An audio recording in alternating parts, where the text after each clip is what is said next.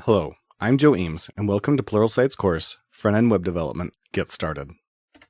The very first thing I want to do is discuss front-end web development, what it is, and what it isn't. Front-end web development involves the browser and everything we send to it.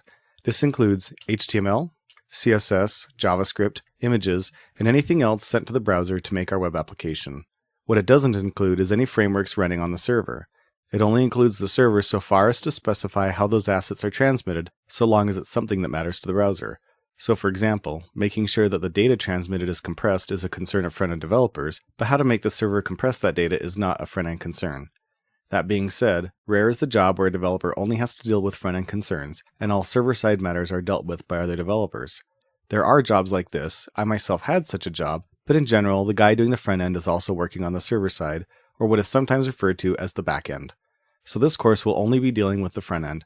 That means that when we discuss any server-side items, we will only be discussing them from the viewpoint of the front end.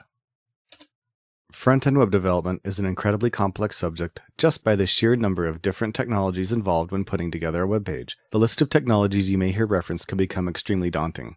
Here is just a small selection of common web technologies that are frequently used when delivering a typical web page. Let's take a moment to soak that all in.